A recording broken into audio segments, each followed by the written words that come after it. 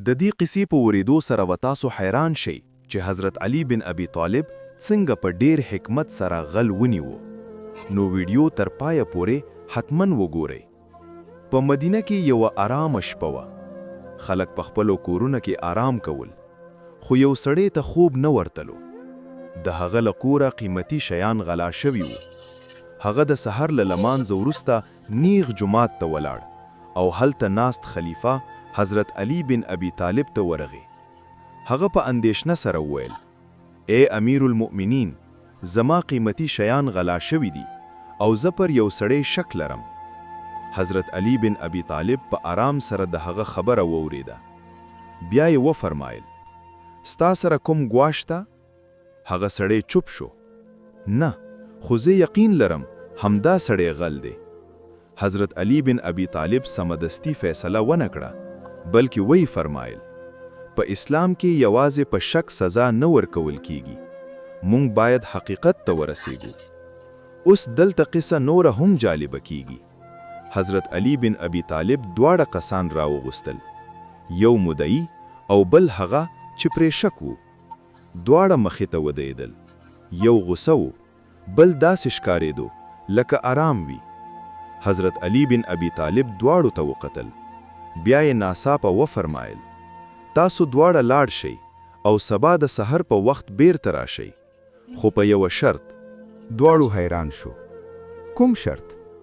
حضرت علی بن ابي طالب وفرمایل: شپه کې یو لړګي له ځان سره یوسئ او د ځان سره یې وساتئ، او یاد ولرئ چا چې غلا کړې وي د هغه لړګي به د شپې یو بالښت اوږد شي. دا خبره یې واورېده. دواړو لاړل. اوس اصلي کیسه شروع کیږي. هغه سړی چې پرې شک وو کور ته لاړ. د هغه په زړه کې ویره ډیره شوه. هغه ویل: که رښتیا هم لړګي اوږد شو نو هغه ټوله شپه خوب ونه کړ. کله به یې لړګي ته قتل، کله به یې فکر کول. آخر یې یو تصمیم ونیو: زه به دا لړګي لږ راکم کړم، که اوږد هم شي نو برابر بشي. نو هغه د شپې په تیاره کې لړګي لږ پرې کړ او بیا په آرام سره ودې شو. سبا سهار دواړو کسان بیرته حضرت علی بن ابي طالب ته راغلل. حضرت علی بن ابي طالب د دواړو لړګي وغوستل.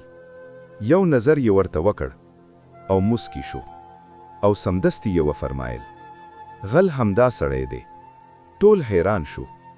مدعی وویل: اے امیر المؤمنین، تاسو ته څنګه معلومه شوه؟ لړګي خو اوږد نشو. حضرت علی بن ابي طالب وفرمایل: ما کله ویلی وو چې رښتیا به لړګي اوږد شي. بیا یې هغه سړی ته اشاره وکړه او ویې فرمایل: دا سړی ویرېدلی وو او خپله یې لړګي پرې کړی دی او همدا د دې د جرم ثبوت دی.